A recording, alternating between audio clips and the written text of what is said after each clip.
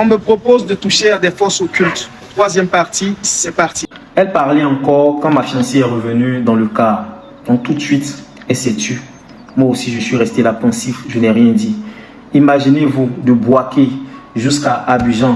Donc ça, on va dire quoi, c'est presque 300 à 400 km environ. Je suis resté là, bouche béante, en train de réfléchir, en train de ruminer toutes les paroles que la dame m'a dites. Pendant ce temps, ma fiancée discutait avec elle, échangeait les contacts avec elle, essayait de lui offrir des cadeaux, essayait de l'entretenir tout le long du trajet. Vers 22h30, on arrive enfin à Abidjan. Tout fatigué, littéralement KO. On avait une chose en tête, rentrer chez nous, nous reposer. Donc, on a pris quand même la peine avec la dame d'échanger nos contacts. Surtout qu'avec ma fiancée, ils avaient discuté d'une affaire qu'ils comptaient lancer au niveau d'Abidjan très prochainement. Donc, on a échangé nos contacts et nous a donné son contact en Sierra Leone, son contact au Libéria, son contact au Ghana, son contact en Afrique du Sud. En tout cas, elle nous a donné plein de contacts comme ça. Le lendemain, quand ma fiancée et moi, on s'est vus, elle était toute enthousiaste. Surtout que la dame avait dit que dans 2 semaines, elle revenait à Abidjan, qu'elle allait prendre contact avec nous afin de passer chez nous, nous saluer et discuter vraiment de façon concrète sur la réalisation d'un projet qu'elle avait en commun avec ma fiancée. Elle était toute enthousiaste et racontait cette belle aventure, cette belle rencontre avec la dame et je l'ai stoppé net. Je lui ai dit comme ça que, est-ce que tu sais pourquoi je suis resté silencieux tout le long du trajet de Bouaké jusqu'à Abidjan? Eh bien, voici la proposition indécente que la belle dame m'a faite. D'aller, moi, de payer mon transport, d'aller jusqu'à dans un village reculé, quelque part là-bas au Ghana, seul, avec elle, que je ne connais ni d'Adam ni d'Ève, et d'aller rencontrer un inconnu qui, lui, a la possibilité de me changer mon horoscope, de changer ma vie de façon drastique. Et depuis qu'elle m'a fait cette proposition, honnêtement, ça m'a fait froid dans le dos et je n'ai plus eu envie de collaborer avec elle.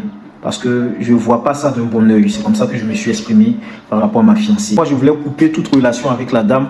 Ma fiancée voulait qu'on garde le bon contact avec la dame. Donc, on était là, pris en 2 feux. On ne savait pas trop quoi faire.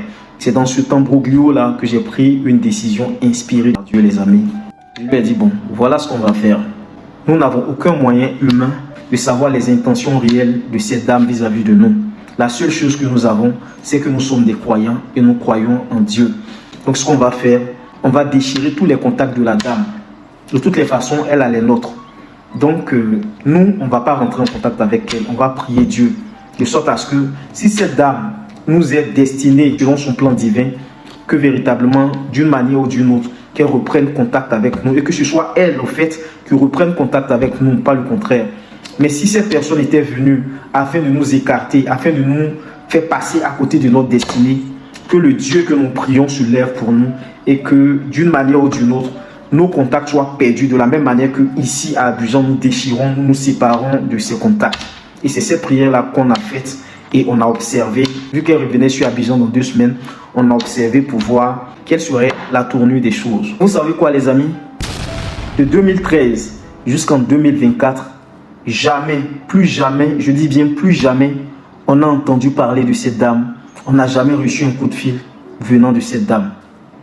Vous-même voyez, vous-même imaginez, vous-même interprétez ce qui s'est passé dans notre vie. C'était TMK, votre coach en éveil de conscience pour vous servir. Merci.